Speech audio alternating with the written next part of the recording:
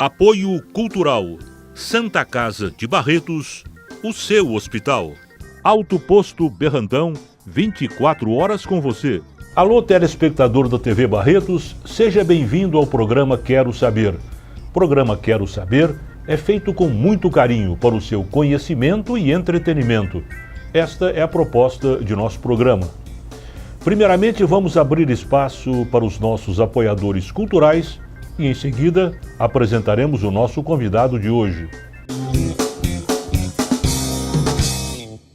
Pontos de vantagens do Alto Posto Berrantão. Cadastre suas compras no seu CPF. Elas valem pontos. Junte os pontos e troque por muitos prêmios. Pontos de vantagens do Alto Posto Berrantão. Participe!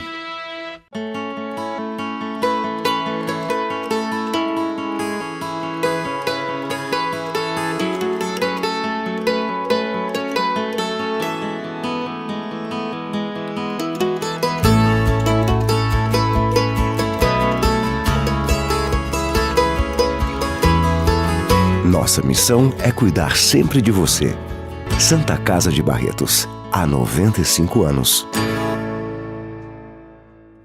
Hoje nós temos o máximo prazer de trazer ao programa Quero Saber o presidente da Fundação Educacional de Telecomunicações da TV Barretos, mantenedora da TV Barretos, e também, atualmente, interventor da Santa Casa de Misericórdia de Barretos, Dr. Edson Flauzino Silva Júnior.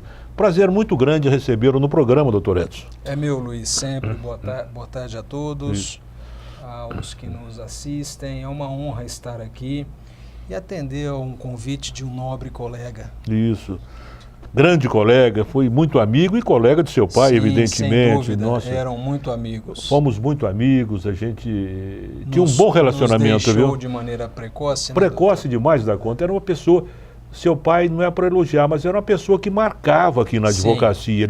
Ele tinha presença, porque tem pessoas dentro da profissão que não marcam presença, né?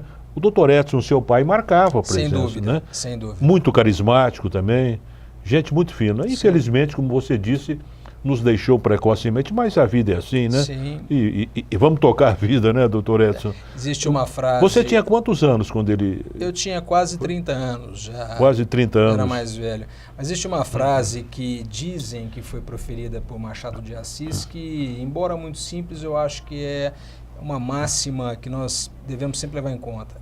Dizem que Machado de Assis uma vez acertou que uma vez passada a porta da entrada só nos resta da saída. Da saída, né? Então é mais ou menos como temos que levar a vida e até encarar a morte. Doutor Edson, vamos falar um pouquinho da sua vida antes de entrarmos nos problemas da Santa Casa e outros problemas nacionais também, que temos que aproveitar aqui a sua presença para tudo que nos interessa, porque você é um formador de opinião, né? Obrigado. Doutor Edson, você fez o curso primário onde em Barretos? Eu fiz no Antônio Olímpio, antigo Antônio Olímpio. Mas novo ou velho? Já novo? Ainda era o novo. Ainda era o novo. O novo, né? Ainda não tive esse privilégio de estudar no Antônio Olímpio, no antigo. Que prédio maravilhoso. Muito bonito, eu só o conheci por fotos. Fotos, né? Era maravilhoso demais da conta. Jamais deveria ter exterminado o Antônio Olímpio. Que se fizesse um novo grupo, mas em outro local. Eu me lembro de ouvir isso dos mais velhos, dos mais experientes na época.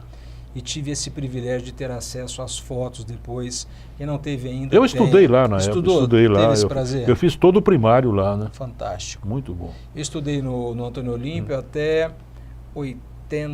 1983, 1984, não me recordo exatamente. Me desculpe se a minha memória me trai. A gente, quando é mais experiente, para não falar mais idoso, então a gente fala mais experiente para dar uma melhorada na situação, sem né? dúvida. A gente já passou por muitas situações excelentes que os mais jovens de hoje não passaram, né? Eu que vi a Copa do Mundo de 58 também, é difícil você ver, é fantástico, né? Pelé com 17 anos de idade e tal. Mas você... Uma pergunta difícil, você se lembra dos seus professores na época do primário, né? Me lembro de alguns, poucos, mas eu me lembro. Eu fui aluno do professor Expedito, da professora Terezinha, que era irmã do professor Expedito, da dona Maria Inês Petroni, Não me peça para lembrar de muitos, que De vai muito, ser lógico. difícil. Não, se lembrasse de um, estaria excelente. Lembrou de dois, tá bom demais. Dona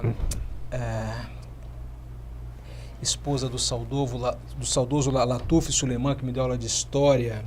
O nome dela me falha agora. Enfim, eu me lembro muito dos semblantes, me lembro com carinho. Do semblante, mas né? nomes, infelizmente... Porque a gente deixa de conversar com a pessoa, deixa de ter contato, a gente vai perdendo. Sim. Porque muitas vezes você passa na rua, você conhece uma pessoa, mas você esquece o nome, né? É complicado isso, né? Mas eu nutro um enorme carinho pelos meus professores, foram verdadeiros mestres.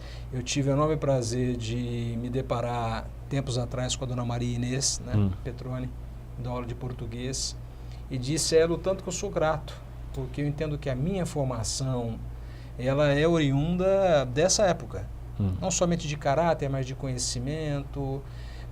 Eles nos fomentavam essa busca de nós buscarmos falar melhor, escrever melhor. É verdade, é verdade. E isso não pode se perder, não pode se perder, porque é uma idade onde você cunha o caráter e você tem início... Eu costumo dizer que a vida adulta ela é uma consequência imanente desse período. Sei. O ginásio você fez onde? Ginásio eu fiz no Soares de Oliveira. No Soares. Eu fiz o ginásio, eu saí de Barretos depois para estudar fora e depois voltei. Eu sou filho de Barretos, saí para fazer Direito e retornei. Você saiu para fazer Direito onde? Eu fui em Franca. Em Franca? Fiz em Franca. Você viajava ou morou lá? Eu morei lá, eu não terminei em Franca. Eu parei uma época, eu tinha uma dúvida se eu deveria fazer isso mesmo. Hoje eu tenho certeza que eu não tinha condição de fazer outro curso.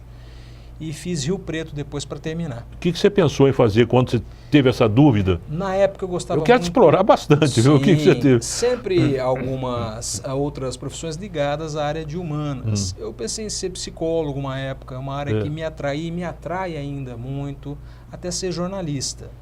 Sempre gostei muito dessa área de jornalismo.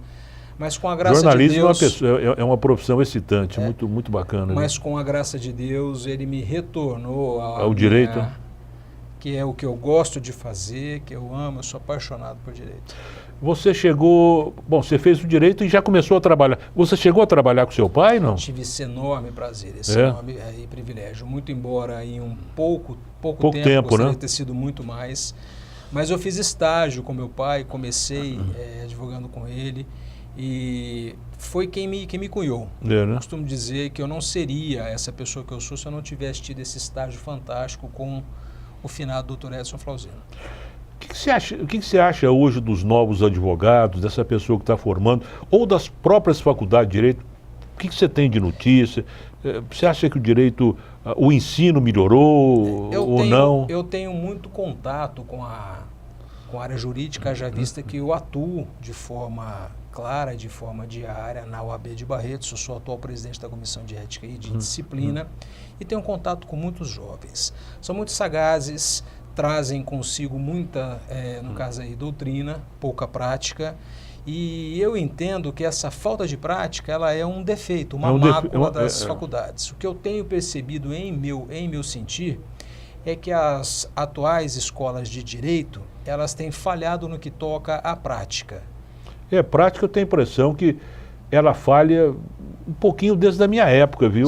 É coisa impressionante. As faculdades parece que não se preocupam muito em dar essa prática, orientar os acadêmicos, né? Sim.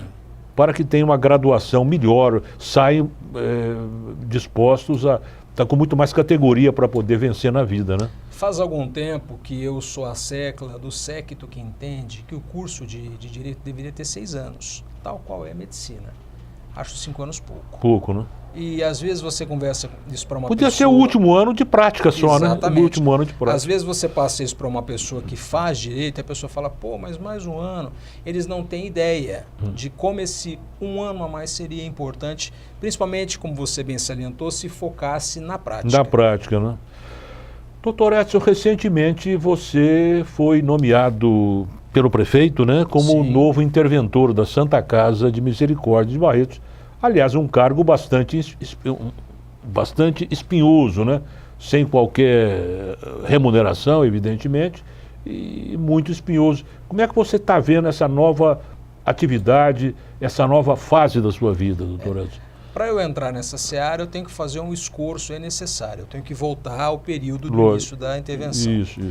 Essa intervenção ela foi recomendada pelo Ministério Público Estadual faz quase 3 anos. Em agosto fará 3 anos, em razão de mazelas e agruras que haviam no hospital, principalmente as de cunho financeiro, quando isso ocorreu. Então nós tivemos o Dr. Alexander, o Alex, como primeiro interventor. Ele ficou até abril do ano passado.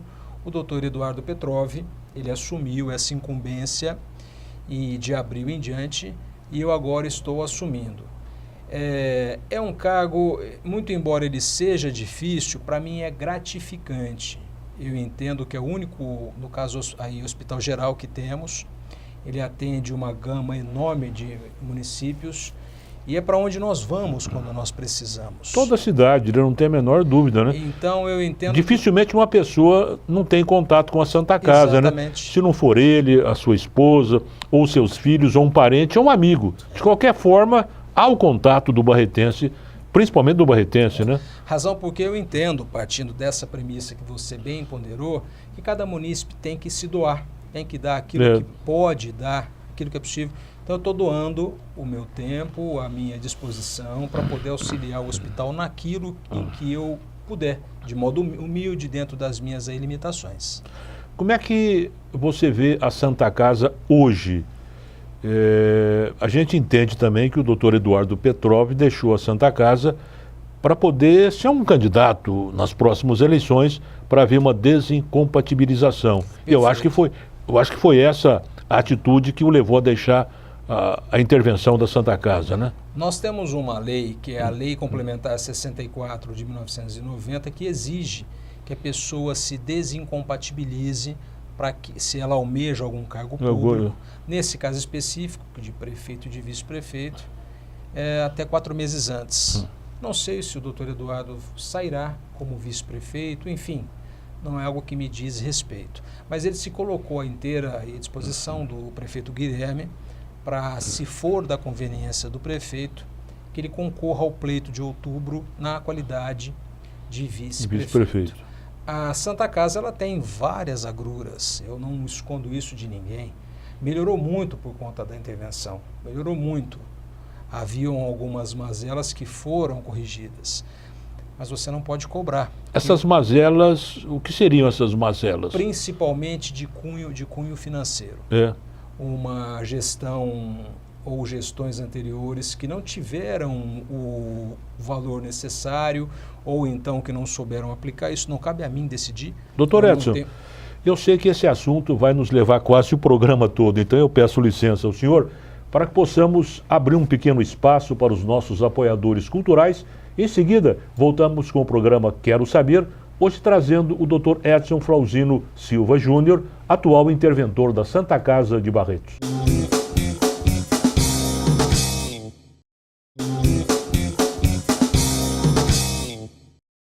Voltamos a apresentar o programa Quero Saber, hoje trazendo o advogado Edson Flauzino Silva Júnior, atual interventor da Santa Casa de Barretos e presidente da Fundação mantenedora da TV Barretos. Doutor Edson Flauzino, no bloco anterior, o senhor estava dizendo sobre possíveis mazelas acontecidas anteriormente e eu perguntei quais seriam elas, né? É o que eu estava dizendo, doutor. Elas são de cunho financeiro. Eu entendo que uma gestão ela só pode ser avaliada quando ela detém todas as ferramentas necessárias para que ela possa fazer todo o seu trabalho. Eu percebo em uma análise a priori que as antigas gestões passaram por essas intempéries de repasses equivocados. Então é difícil a gente aferir se houve algum equívoco no que toca a essa, no caso aí, gestão. Quero crer que tenha sido de cunho financeiro. E a minha vinda aqui não é para questionar quem já passou. Com o advento da intervenção, logrou-se êxito em apurar que o hospital possuía um déficit financeiro e um valor que devia aos médicos e às outras pessoas que para ele prestam serviços. Então o que se buscou a priori foi regularizar toda essa situação para que os atrasados fossem pagos. Isso aconteceu já, não? Houve. Há uma questão aí tributária também, de ordem tributária, que é grande.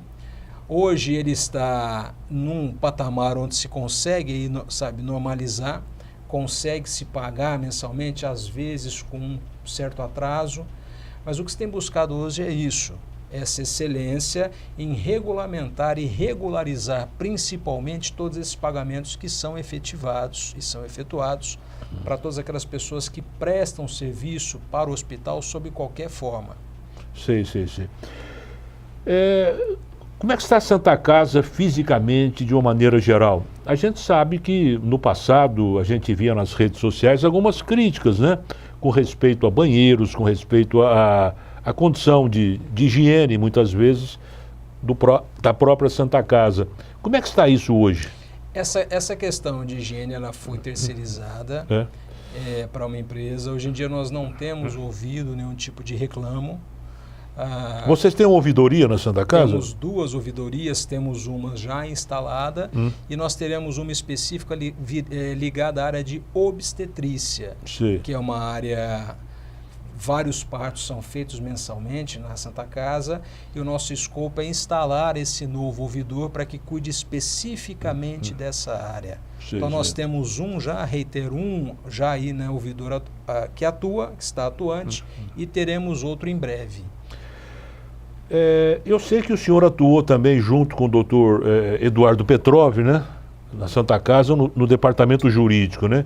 Então o senhor tem conhecimento praticamente de tudo aquilo que foi feito durante a gestão do Eduardo Petrov. Pleno. Como é que você viu a gestão dele? Quais foram as conquistas que ele teve na Santa Casa, a Santa Casa? Eu vejo como uma gestão excelente, só de ganhos. O doutor Eduardo Petrov conseguiu colocar em dia salários médicos que estavam atrasados. O doutor Eduardo Petrov conseguiu ir atrás de fornecedores que possuíam créditos junto ao hospital para rever a forma de pagamento. Ele conseguiu terceirizar alguns setores que só davam, no caso aí, prejuízo. O doutor Eduardo Petrov conseguiu solucionar essa questão do plano de saúde, que era um problema seríssimo que a Santa Casa possuía. E felizmente ele logrou isso em achar uma solução. Mas a Santa Casa, você falou que era um problema seríssimo, o plano de saúde. Mas segundo consta, pelo menos por ouvir dizer, o plano de saúde tinha um superávit mensal que contribuía para a gestão da Santa Casa. Então, qual seria esse problema seríssimo? Bom, Luiz, em primeiro lugar, o plano de saúde nunca, ou se deu renda para a Santa Casa, isso foi outrora. Já fazia alguns anos que eles falavam que dava renda para a Santa Casa, inclusive. Eu não me lembro de ter ouvido isso. Se esse cenário ocorreu, ele ocorreu. Talvez em gestões anteriores, né? Em um outro cenário. Nós tínhamos sinistro na ocasião da transferência dessa carteira para uma outra entidade, de um sinistro de 90%, bem acima do que a própria ANS recomenda. Nós tínhamos um procedimento que tramitava junto à própria ANS desde 2005, que exigia que o Grupo Santa Casa, o Plano de Saúde Santa Casa, tivesse um CNPJ distinto. Era um processo de 2005, há mais de 10 anos. E essa providência não foi envidada, não foi tomada pelas outras gestões. De forma que em outubro do ano passado, no caso a ANS, ela nos proibiu de vender novos planos.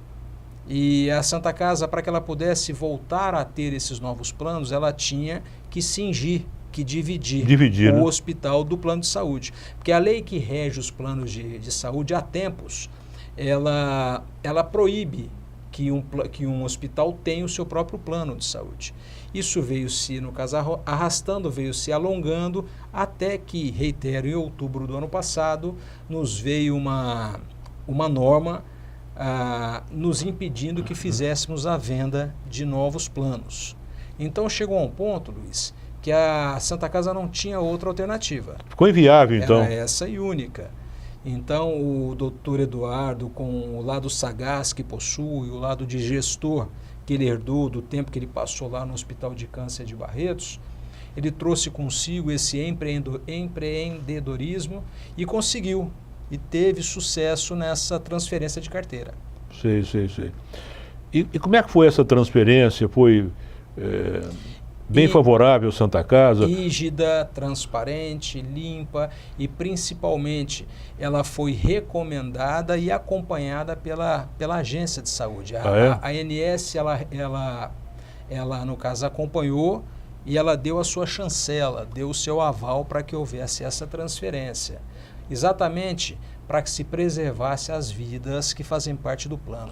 Existe, só para eu concluir... Não, pode concluir à vontade, assunto, pode ficar à vontade. Existe no caso, depósito, que é chamado de PEONA. Todo plano de saúde tem que ter esse depósito. É um dinheiro que fica junto à própria ANS para que, se eventualmente o plano de saúde passe por alguma intempérie, a própria ANS possa usar esse dinheiro para que os usuários usufruam do plano de saúde até que se faça a transferência.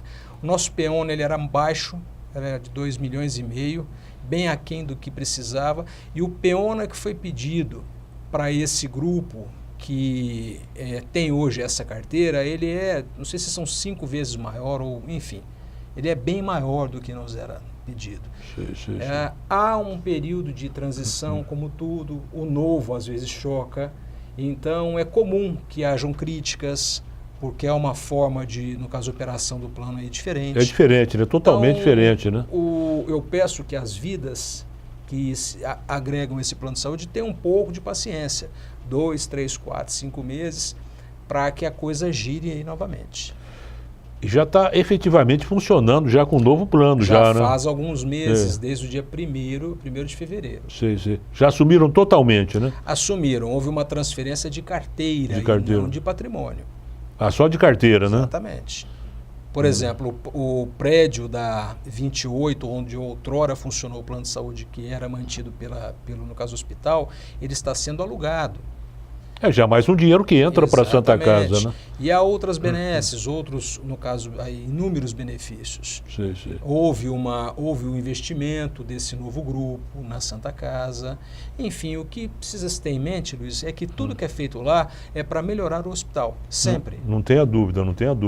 E a gente conhece a honestidade de vocês, né? Sim, obrigado. É importante isso também, que a população toda reconhece isso.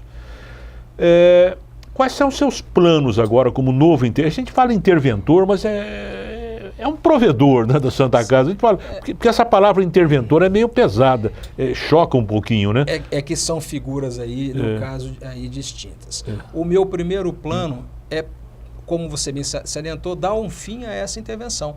No nosso escopo, nós temos uma comissão cuja função será, no caso, elaborar um novo estatuto. Nós temos 10 meses de abril em diante para que possamos fazer esse novo aí estatuto. Nosso intento inicial é fazer esse novo estatuto de forma tal que essa intervenção termine, que a Santa Casa volte a ter, como outrora teve, um provedor. Porque é o que eu ia perguntar. Não estaria na hora da prefeitura entregar para a iniciativa privada, como tinha anteriormente, entregar para os próprios sócios da Santa Casa? E fazendo esse estatuto, como é que ficaria os associados da Santa Casa? Será feita uma nova irmandade, os novos associados terão direito a voto como tinham antigamente. O grande intento dessa comissão... E teria alguma diferença dos procedimentos anteriores à intervenção? Esse novo estatuto está em um estudo inicial ainda. Então, vai ser feito por uma comissão. Comissão essa que terá os médicos participando, eles também terão voz ativa. E então, está no início ainda. Eu posso voltar aqui mais para frente para lhe dizer o que vai ser resolvido. Mas existe uma pleiade grande de pessoas notáveis, seu Daniel Bampa, Dr. Zaiden Gerais, Dr. Renato Santana, Dr. Lúcio Flávio, que é um dos grandes médicos de lá do hospital, Dr. Ademir Jorge, outro grande médico do hospital. Então, me desculpem aqueles cujo nome eu não me lembrei, Sérgio Carneiro, que é um empresário de escola de renome, muito correto. Então, reitero, me desculpe aqueles cujo nome eu não me lembrei. Vou ser aqui indelicado. E forma essa comissão, né? Que forma? Para elaborar um novo estatuto. Para que seja elaborado esse novo estatuto. Nós estamos em início de trabalho, então fica difícil eu lhe passar algo que já tenha sido aí decidido. Nós estamos solícitos, abertos a ideias, Nós estamos fazendo pesquisas de estatutos de outras santas casas que deram certo, que tiveram êxito. A finalidade precípua é adequar o funcionamento do hospital para que esse estatuto ele tenha uma vigência enorme, que ele não tem que ser alterado novamente, prevendo as votações, o mandato, tudo. Bem, vamos falar mais sobre isso no próximo bloco. Eu peço licença ao senhor para que possamos abrir um novo espaço para os nossos apoiadores culturais e em seguida voltaremos com o programa Quero Saber, hoje trazendo o interventor da Santa Casa, Dr. Edson Flauzino Silva Filho.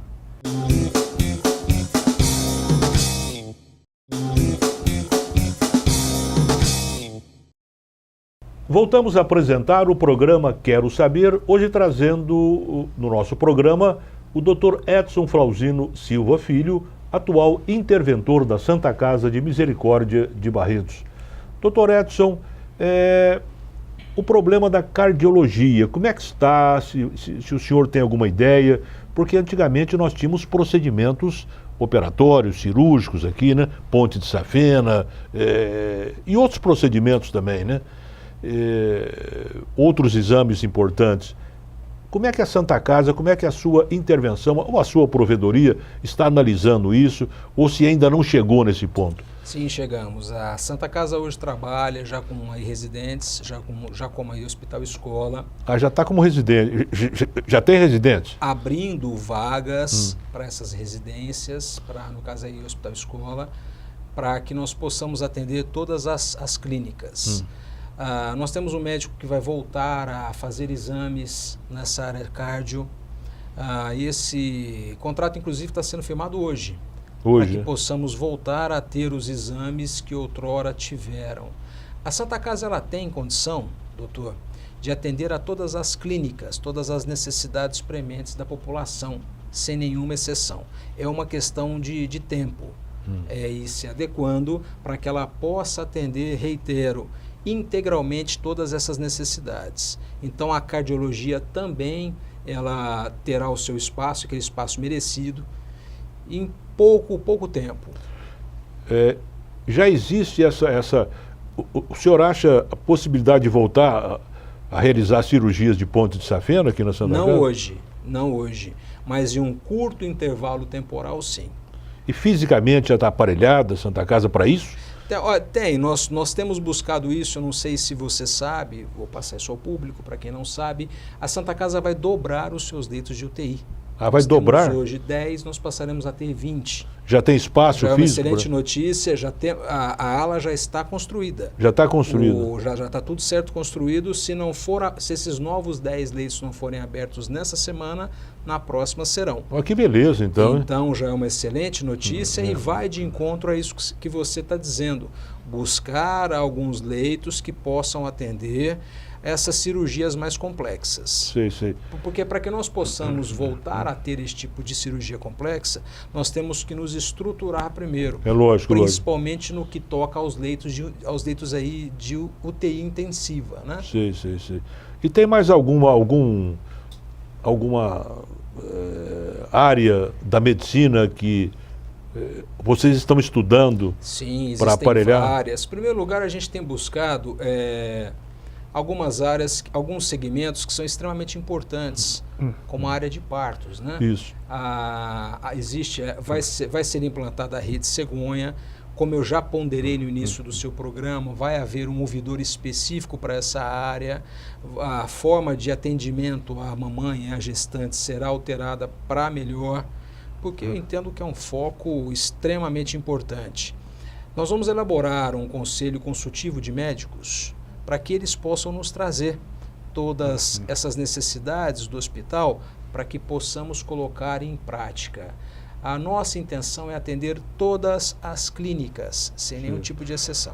Como é que está o problema do pronto-socorro da Santa Casa com a inauguração da UPA, né? Como é que é feito isso para que a população possa entender melhor isso? Ótimo que você aborde esse tema, porque eu tenho percebido que a população ainda não se acostumou. Onde vai? Se vai na UPA, se vai na Santa Casa para ser atendida, né? Então é bom que dê uma explicação para que o nosso telespectador possa saber.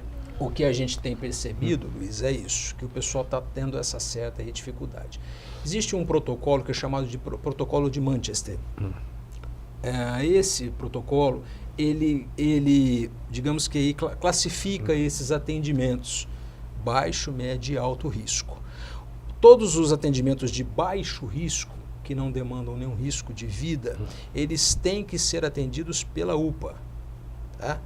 Então não é um protocolo que a Santa Casa instituiu, que o Guilherme de Ávila, prefeito, instituiu, que a UPA instituiu. E que vocês estão querendo fazer isso? Não, tem obrigatoriedade. É um tipo de protocolo mundial, que é adotado de maneira mundial.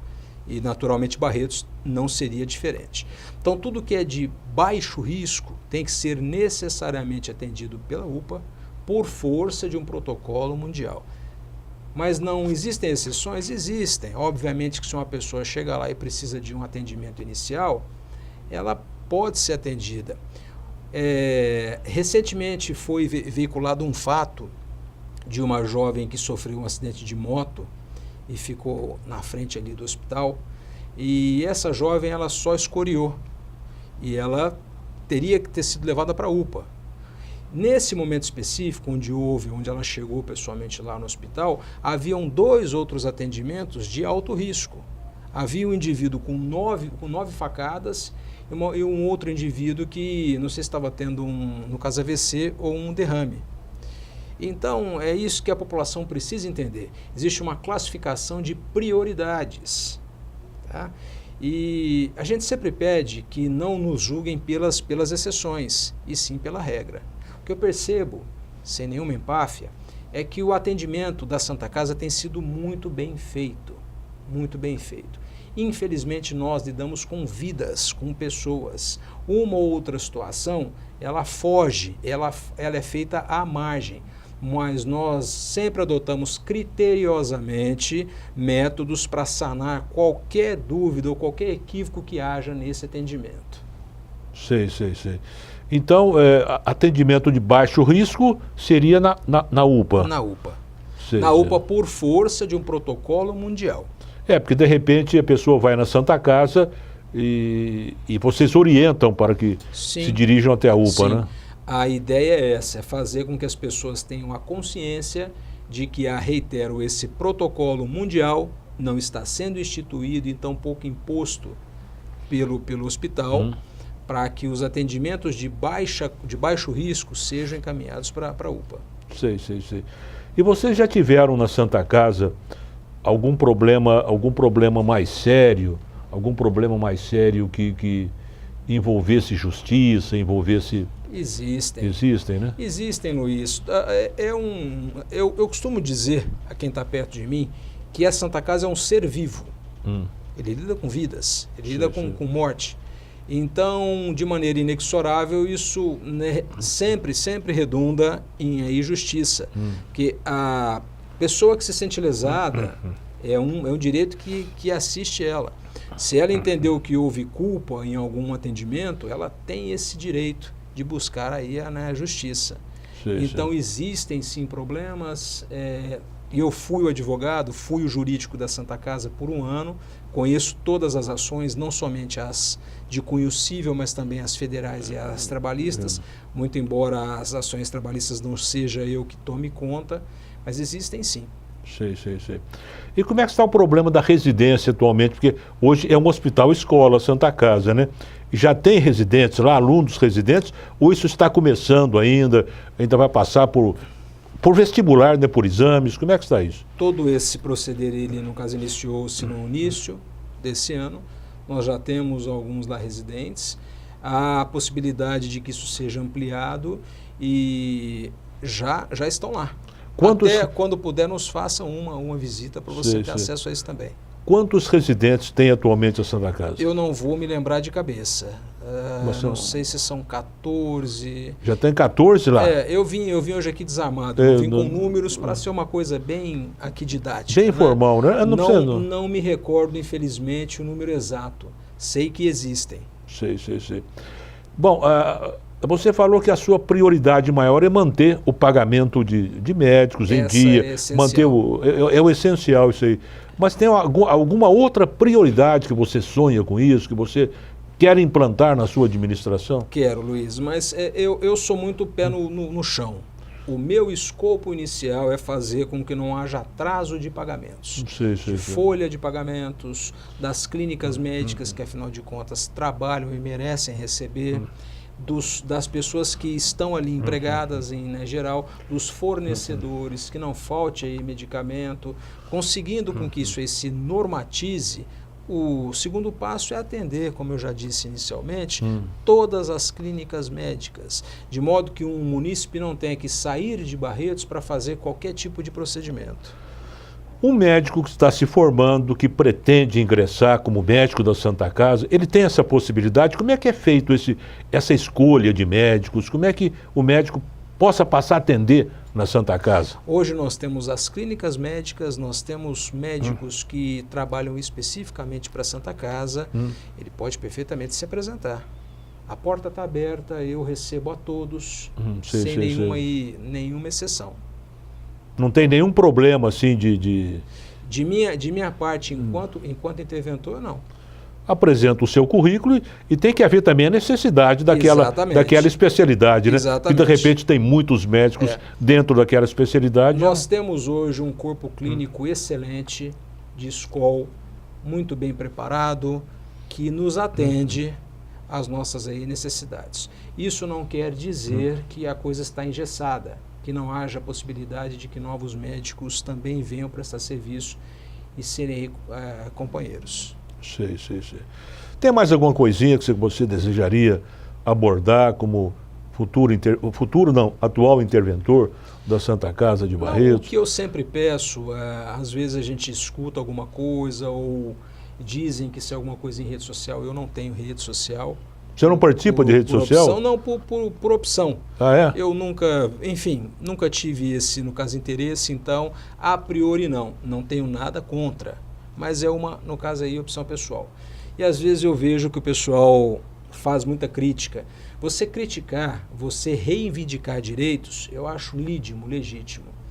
Afinal de contas, estamos num país democrático, exatamente, né? Todos têm direito à voz, né? Legítimo. Mas criticar numa rede social também, ali não é uma terra de ninguém, né? Tem que ter muito cuidado para falar, né? E eu sempre digo isso, eu estou à inteira disposição no hospital para atender quem quer que seja. Você dá expediente todos os dias lá, não? Todos os dias. Você tem horário para dar expediente? Para receber as pessoas? Via de regra eu passo no mínimo de 4 a 5 horas diárias lá no hospital, porque eu tenho a minha carteira jurídica também. Lógico. Então eu tento adequar o meu horário, tranquilo. Então eu procuro estar lá presente no hospital pelo menos de 4 a 5 horas diárias. Não ininterruptas, né? 2 horas cedo, 2 horas da tarde, às vezes por aí. eu vou lá bem de manhãzinha e volto mais para o término da tarde. Às vezes eu vou no meio do dia, chego lá 11 horas da manhã e fico até as 4 horas. Eu tento adequar, inclusive aos problemas, né, no caso hospital. Às vezes esses problemas que são mais prementes, eles reclamam mais a nossa na presença. Mas eu tenho uma equipe. Uma equipe que me auxilia e uma equipe excelente. Sei. Bem, vamos então abrir novamente espaço para os nossos apoiadores culturais. Em seguida, voltaremos com o programa Quero Saber, hoje trazendo o Dr. Edson Flauzino Silva Filho, atual interventor da Santa Casa de Barretos.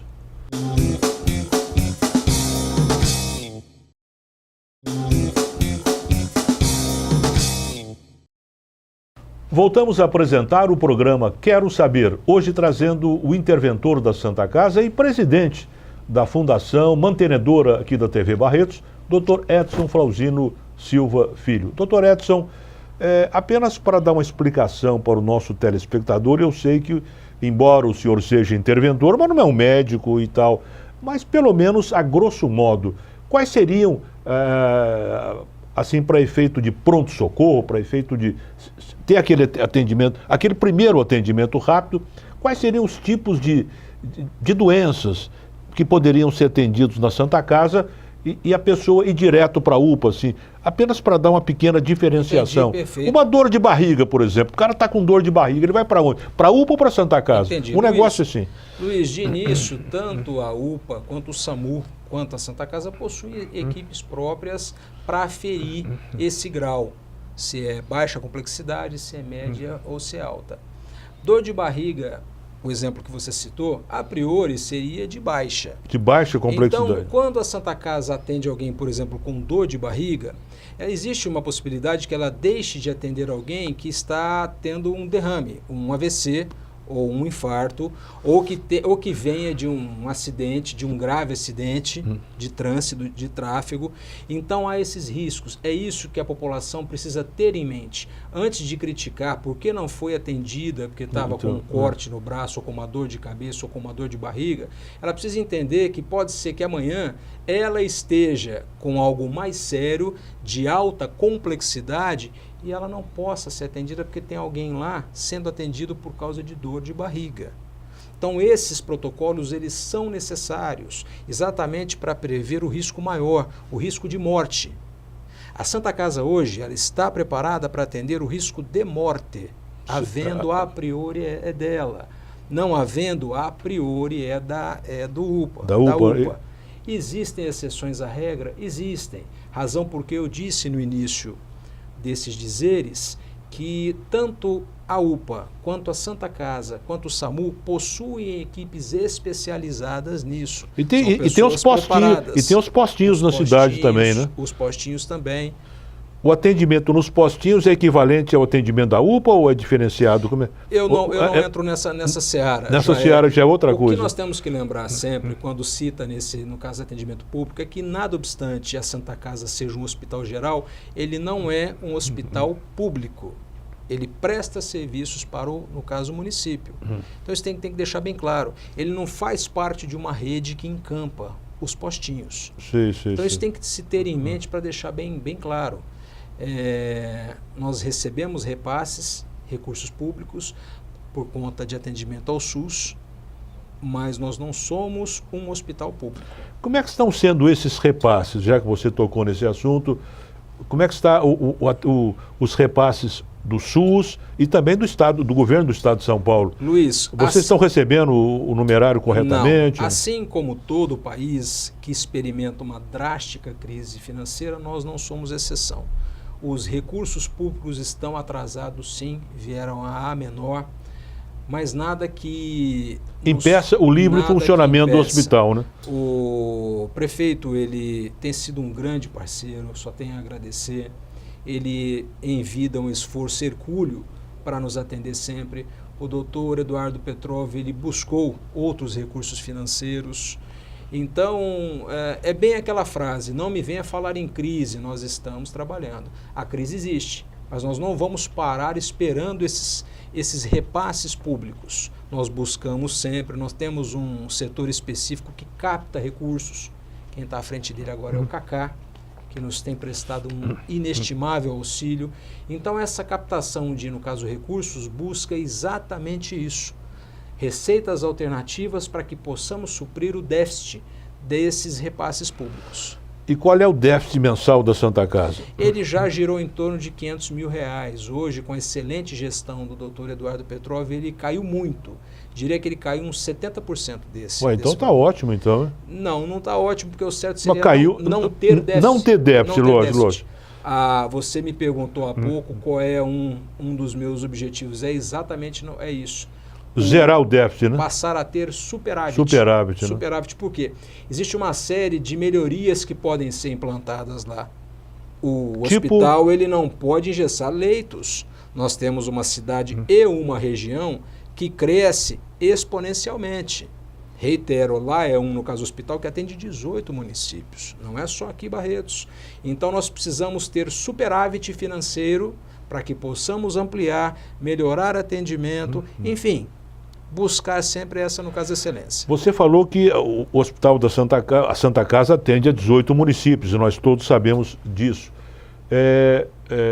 Os prefeitos dessas cidades estão ajudando o hospital? Estão dando mensalmente uma contribuição? Porque isso aí poderia gerar até um superávit, né? É importante isso. Pouco. Esse auxílio, ele existe, ele é pouco. É aquilo que eu falei. Nós não ficamos chorando mágoas. Nós trabalhamos. Nós atendemos dentro dos nossos recursos, que às vezes são parcos. Nós buscamos parcerias, buscamos alternativas, mas nós da intervenção. Nós não ficamos pedindo a quem quer que seja. Sei, mas não seria importante buscar junto a esses prefeitos mais recursos? Eles não são, eles não são obrigados. Eu sei. Volto a dizer que o hospital não é público. Então nós esbarramos... Eu sei, mas como atende pessoas de outras cidades, esses prefeitos... Nós atendemos pessoas de outras cidades e continuaremos atendendo. Sei. Tendo ou não esse tipo de auxílio. Vamos mudar um pouquinho o rumo da prosa? Pois não. Vamos falar um pouquinho no Brasil atual. O que você está vendo no Brasil? Qual é a sua leitura atual do Brasil? Eu estou bem otimista. Eu acho que há males que vêm para o bem. Essa consciência que o público passou a ter por força desses imbrólios e intempéries políticas foi muito bom. A gente percebe a popular mais consciente, conversando sobre política em mesa de bar, em casa, com a família, jovens tendo uma consciência política de como funciona toda essa situação. Eu entendo que todo processo aí, democrático, que respeite as suas instituições e que puna quem tem que punir. A lei é dura, mas a lei é para todos. Dura lex, sed lex, algo que a gente aprende lá atrás, é válido. Então eu entendo que a pessoa que erra de maneira dolosa ou culposa, ela tem que ser punida. Não importa se é o presidente da República ou se é uma pessoa que é o nosso ali vizinho. A gente sabe que a gente põe culpa muito nos deputados, nos senadores, nos nossos governantes, pelos erros que eles cometem, pela corrupção que eles praticam. Mas, na verdade, o erro primário é do eleitor, que não escolhe muitas vezes muito bem, né? Vota assim aleatoriamente, não tem consciência do seu voto, vota porque alguém pediu, vota rapidinho porque quer ir para um rancho de pescaria, essa coisa toda. Então não tem aquela consciência cívica, aquela consciência de brasilidade. Você acha que por tudo que está passando no Brasil, pelas prisões que estão acontecendo dos homens do colarinho branco, e por tudo isso que a mídia está anunciando, está desenvolvendo, você acha que isso vai trazer uma nova consciência para o eleitor, saber votar bem? Sem dúvida que sim. Inclusive temos eleições importantes esse ano para prefeito e vereador, e é importante que nós possamos escolher bem os nossos governantes, né? Sem dúvida alguma. Nós precisamos lembrar sempre que nós otorgamos um mandato, uma procuração para uma pessoa para que ele represente. Essa pessoa que representa você, quer seja na seara municipal, estadual ou federal, ela muda a sua vida. O que o munícipe, o que o popular precisa entender é isso. Toda vez que você outorga poderes para alguém lhe representar, você não pode reclamar. Você outorgou, você teve essa liberdade. Você outorgou poderes a quem você quis. Quando eu digo não pode reclamar, é disso. Obviamente que você pode questionar dos desmandos. Mas então o voto tem que ser sempre consciente. Você, né, popular que nos assiste agora, você precisa entender que os políticos são colocados nas casas municipais, estaduais e federais, por nós, cidadãos. Está na sua mão mudar. Se você está insatisfeito com a pessoa que você votou, mude. Estude o currículo dessa outra pessoa que almeja um cargo público, estude o que ela pretende fazer, veja o plano dela de governo, veja o que ela já fez. Então, o que eu percebo, Luiz, é que cada munícipe tem esse poder, tem o livre arbítrio. Basta que ele exerça isso. Que o eleitor vote com consciência, né? Para que amanhã não reclame depois, né? Doutor Edson, a gente está vendo aí menores recentemente, tivemos 2 meninos, um de 10 anos e outro de 11 anos, furtando um veículo de um condomínio, né? E aconteceu que um deles acabou falecendo e tal.